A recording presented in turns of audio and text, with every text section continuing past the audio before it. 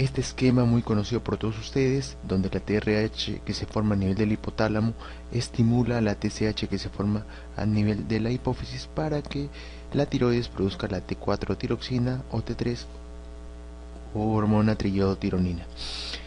El esquema es básico, ya que va a haber una autorregulación, ya sea con retroalimentación positiva o negativa. En situaciones donde hay una sobreproducción de hormonas tiroideas, va a haber un estímulo inhibitorio para que tanto el hipotálamo como la hipófisis produzcan menos TRH y TSH. Y al contrario, en situaciones donde hay un aumento de estas glándulas tiroideas, va a haber una disminución de estas glándulas tiroideas, va a haber un estímulo positivo para que se produzca más TRH y a su vez se produzca más TSH. La TRH, lo que hay que recordar, lo que corresponde a exámenes, es que estimula tanto la producción de TSH como la producción de prolactina. Y es por eso que se explica que en situaciones de hipotiroidismo primario, solo en el primario, hay aumento de la prolactina, hay una hiperprolactinemia. Eso lo veremos más adelante.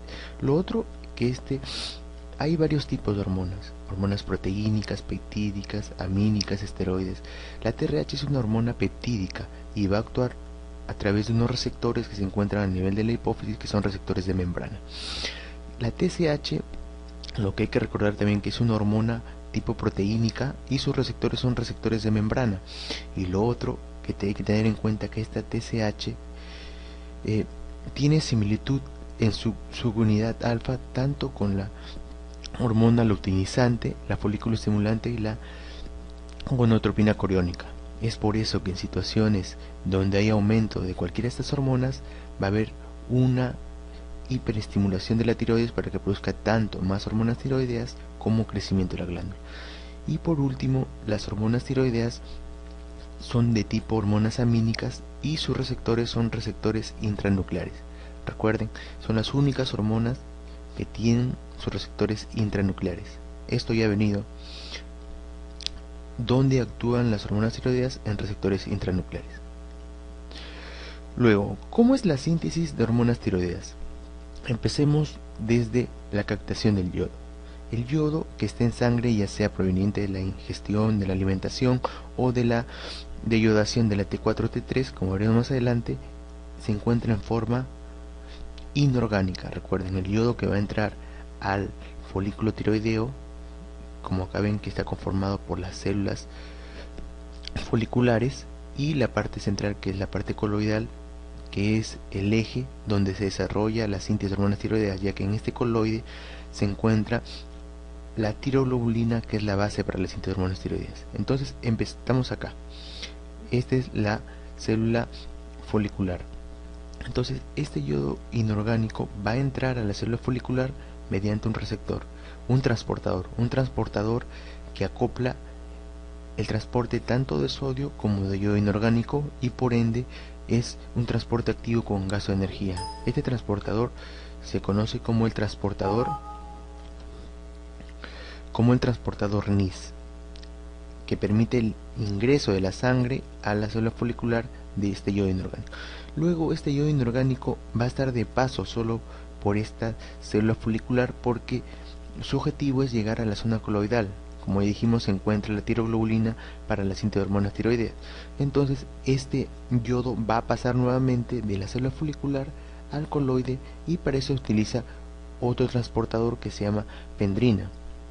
Y esto es importante porque este transportador, la ausencia de este transportador se ha relacionado con un síndrome que se llama síndrome de Prendel, que va asociado a bocio, hipotiroidismo y sordera neurosensorial. Eso veremos más adelante también.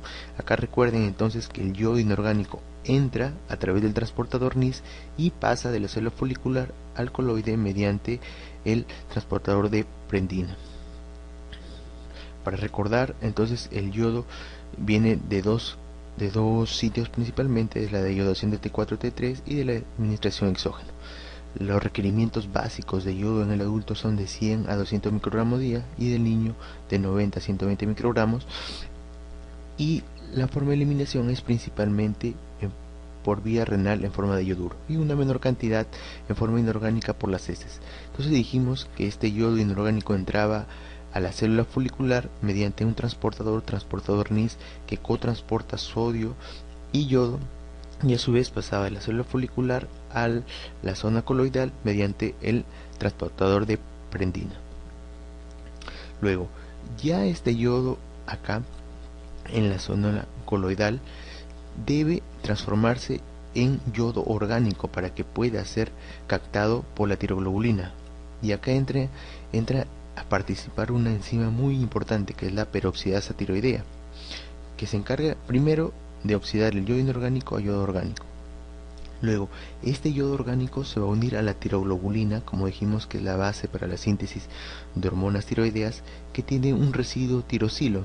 Este yodo orgánico se une al residuo tirosilo, y acá también participa la enzima peroxidasa tiroidea para formar monoyodotirosina y diyodotirosina, que a su vez se van a unir para formar las hormonas tiroideas propiamente dichas, T3 y T4, triiodotironina y la tiroxina. En estos tres eventos, tanto oxidación, la unión de este yodo a la tiroglobulina y la conjugación de monoyodotirosina y diyodotirosina, participa la peroxidasa tiroidea. Entonces, peroxidasa tiroidea, su primera función era oxidación del yodo, que se conoce como la organificación. La segunda función era la ayudación de los residuos tirosilo de tiroglobulina para formar monoyodotirosina y diyodotirosina, y finalmente el acoplamiento de la diyodotirosina con la monoyodotirosina para formar las hormonas tiroideas propiamente dichas. Una vez que estas hormonas tiroideas, que ya se han formado pero que todavía siguen unido a la tiroglobulina, entran nuevamente a la célula folicular por endocitosis, y una vez ya dentro de la célula folicular se produce una proteólisis y se produce la liberación de esas hormonas en vesículas que están listas para ser eliminadas al torrente sanguíneo. Una vez que las hormonas tiroideas son liberadas al torrente sanguíneo, hay que tener acá algunas características que han sido sujeto de exámenes, preguntas, como como que hay que recordar que la forma más abundante de hormonas tiroideas en sangre es la T4. Recuerden, T4 es la forma más abundante de la tiroxina.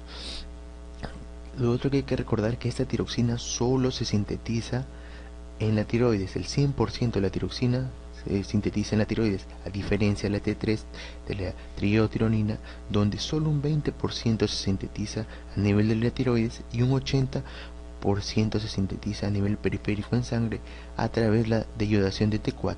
Es decir, pierde un yodo la T4 y se produce en forma T3. Y lo otro que hay que recordar, que la forma más activa es la T3, es 3 veces más potente que la T4. Hay situaciones donde se produce una disminución de la conversión periférica de la T4 T3. ¿Cuáles son estas? Principalmente extremos de la vida: neonatos, ancianos, traumatismos graves, pacientes en ayuno prolongado, desnutridos, y lo otro por causas farmacológicas, como el propiltiuracilo, que es un fármaco antitiroideo que bloquea la conversión periférica, la dexametasona, el propanolol, la amiodarona y contrastes yodados. Esto está de rojo porque es importante, ya han preguntado varias veces en los exámenes, hay que tenerlo en cuenta. Vamos a poner una pregunta que vino en salud, donde dice: la conversión periférica de T3 a T4 no disminuye en caso de el ayuno y desnutrición, si es una causa; grandes traumatismos también es otra causa; el tratamiento con propiltiuracilo. El propiltiuracilo es el único fármaco que, además de bloquear, como ya veremos más adelante, la peroxidasa tiroidea, también bloquea la conversión periférica de T4 a T3. El tratamiento de propanolol también bloquea la conversión de T4 a T3. Es el único beta bloqueante que, como su nombre le dice, bloquea la conversión de T4 a T3, y por eso es de elección en los pacientes con tormenta tiroidea. Pero miren acá la última alternativa: la T3 no es convertida a T4 periféricamente. Esa es totalmente falsa, ¿no? Como dijimos, el 80% de la T3 se forma a partir de la deyodación de la T4 en sangre. Entonces, del 100% que la T4 es la forma más abundante, el 100% que se forma solo en la tiroides, el 40% a nivel periférico en sangre se va a deyodar. Si la deyodación se produce en el anillo externo, se va a producir la T3, la triiodotironina, repitiendo que el 80% se forma a nivel periférico, es 3 veces más potente y de menor vida media. Pero si la deyodación se produce a nivel del anillo interno, se va a formar una hormona que es la T3 reversa, que tiene poca importancia ya que tiene mínima su acción metabólica, pero se ha relacionado con un síndrome que se llama el síndrome de eutiroideo enfermo, que fue pregunta este año en el recentado médico. ¿En qué consiste este síndrome de eutiroideo enfermo?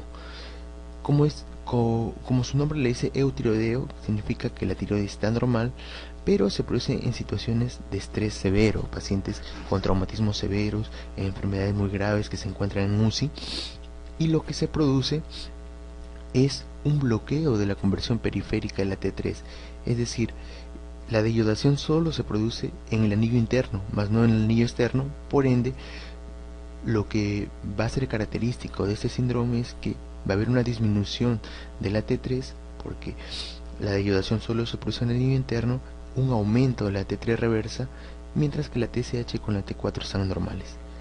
Y por ende, como dijimos que esta T3 reversa tiene mínima actividad metabólica, no necesita tratamiento. Esta es la pregunta que vino en el recentado médico de este año, el 2013, donde dice cuál es el patrón característico del síndrome de eutiroideo enfermo. Entonces hay un aumento de la T3 y hay un aumento de la T3 reversa y una disminución de la triiodotironina por bloqueo de la deyodación del anillo externo. Luego que estas hormonas se encuentran en sangre y se han formado, deben ser transportadas. La principal forma de transporte es a través de una globulina transportadora de tiroxina, que es la TBG. Es la principal. Otras son la albúmina, la prealbúmina. Esta TBG tiene más afinidad por la T4, hay que recordarlo también, y aumenta en situaciones de hiperestrogenismo como el embarazo, tratamiento con anticonceptivos, cirrosis hepática, y disminuye en situaciones de tratamiento con glucocorticoide y andrógenos. Entonces la T3 y la T4 están en dos formas: la forma libre, que es la parte metabólicamente activa, la que cumple función de la hormona tiroidea, mientras que la unida a proteínas plasmáticas, como dijimos, la TBG, y en menor forma la prealbúmina y albúmina, y aumenta en situaciones de hiperestrogenismo y disminuye en situaciones de androgenismo o tratamiento glucocorticoide. No olvidar que la forma activa, la forma metabólicamente activa, es la forma libre, no la forma ligada a proteínas. Por ende, el aumento de la TBG no influye en la actividad de las hormonas tiroideas. Una pregunta que vino recién dado médico dice: ¿qué componente del anticonceptivo oral aumenta la afinidad por la tiroglobulina transportadora de tiroxina? Dijimos que aumentaba en situaciones de hiperestrogenismo, entonces el estrógeno.